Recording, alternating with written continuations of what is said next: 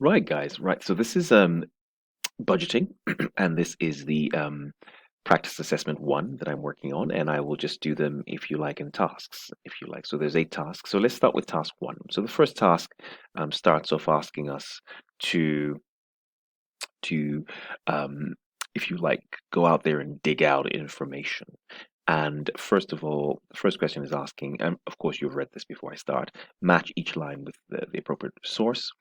And if you're looking for the current pay rates of your company staff, I suppose you naturally would go down to look in your payroll records. It's kind of straight. Competitors' prices, when you look at all of these, you're going outside. This is external information you are looking for, specific to your industry. So you probably want to be looking on the internet to find out what's going on. And then the retail price index for the country in which you operate. So the index, of course, is set at, I believe in the UK, it was set in 1987 at 100. And then, of course, you now see for inflation what's happening post that period. And so, of course, here we will be having, if you like, that situation where we go into the government statistics. Government statistics. Right, we carry on. And here we're looking at um, some looking for information and sort of the relevant people we would approach. So let's look at this. And it starts off telling us that if we are agreeing the planning assumptions for budget preparation, so we're sitting at the beginning and the people we need to speak to. So typically, many organizations will put together a budget committee of people who are in charge of this process. And so you will have a budget committee to help you with. Now, remember that a labor efficiency variance is very much to do um, with what's happening in production. So we're having a wastage of material or something along those lines. And so naturally, our focus will, of course, be here on the production manager. Production manager. So a labor cost budget. So there are two issues here. We would need to speak to we need to first of all know how many items are being produced, if you like, and then when we now know how many items are being produced, we will now need to sort of look at what's available and what those costs are.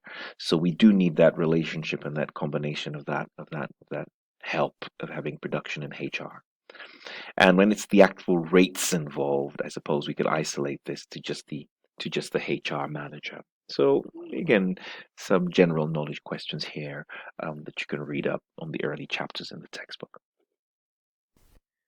Okay, great stuff. So first of all, I want to say that what I've done is that I was copying and pasting this from the website because from the AT website because the my computer doesn't AT doesn't allow me see the oops sorry AT doesn't allow me um just get through into this properly. Never really works. So I'm just gonna there's one I'm missing um one answer because I if you see these are drop downs, so I couldn't do all of them. Allocate to marketing allocate to marketing overheads. Allocate to marketing overheads is another answer. So here we are preparing. So what we're trying to do here is to select the appropriate accounting treatment for each of the following items. Preparing plans for factory extension. So this is factory extension. This is a capital cost here, and so capitalizing and depreciating over the useful life. So once you do that, that's where you're going to allocate that, right? Because these are capital expenses. Capital expenses here when you do this eventually. Repairs to sales office furniture. So initially, I actually thought this would have been an admin overhead, but they've gone for marketing overheads. I mean, to a certain extent, that would work as well.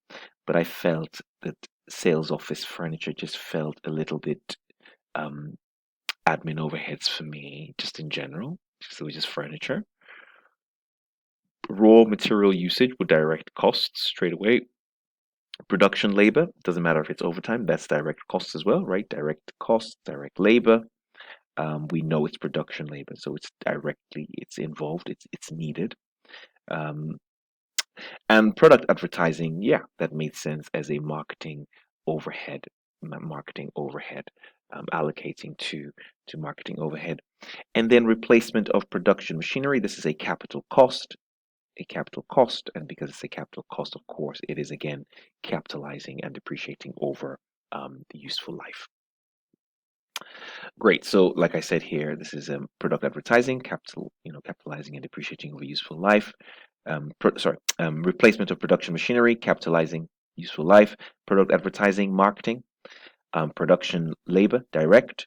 Raw materials, direct. Repairs, I went for admin, but they've gone for marketing, which is fine. And preparing plans for factory extensions, of course, capitalizing as well would work there. Cool, great stuff. Let's look at the next one. Select the appropriate term to match the following description when you collect data about a proportion of items in a population. So you have a population, and then you collect a few items from here. So that's in effect to indicate, you're trying to indicate the characteristics of the whole sample. So you're trying to get a picture of the entire sample by looking at a particular sort of collection that hopefully picks out or maps or catches the main points, and that is sampling. That's what sampling is all about. That's what sampling is all about. Okay, great stuff. So here again, what we're seeing here is really a repeat of a lot of the work we did in the, if you've gone through the exam kit, which I recommended, we would have done a number of these type of questions where we are forecasting amounts.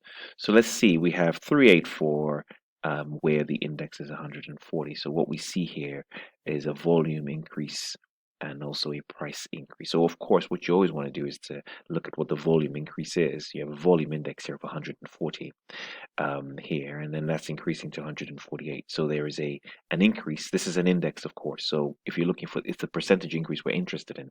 So in order to get that percentage increase in in volume, we need to first of all go 384 thousand times, of course, it's the increase, if you like. So it's times the 148 over the 140, isn't it? Because the increase is the 100. The increase is the 148 over the 140. That is the actual increase that we see. So you do that first, and you will arrive at a figure of 405,943. But now we also have, on top of that, a sales price increase of 115. So I now multiply this, of course, by 115 divided by 112, because there's also an increase here in terms of your pricing. And doing that now increases this to 416,816. And then I apply, well, I'm going to stick with the same principle of just working from here because I think it keeps it quite straight. So you have 384 times 152.6 over 140. If you do that here, that takes you from there to there, and you should have 418,560. And you now do exactly the same thing by multiplying this, of course, by 120 over 112, and that brings you here into the 448,457. And then you do the same thing again here, because you can see you're multiplying that again, this time, this thing here by 156 over 140, and that brings you into the 427,886. You now multiply that, of course, by that 125 over 112 again, and that brings you into the 477,551. And then you do the final point where you do the 384,000 times 160 over 140, and that brings you into the 438,857. And then you now do that again on a price sales index sort of situation, and then you have this times 509,388. So what are we looking at here? This is the initial starting point. And so to find the percentage change from year 1 to year 2 is to literally divide the 148 by 140. And that's the percentage increase from 1 year to the next. And that's the end of task 1.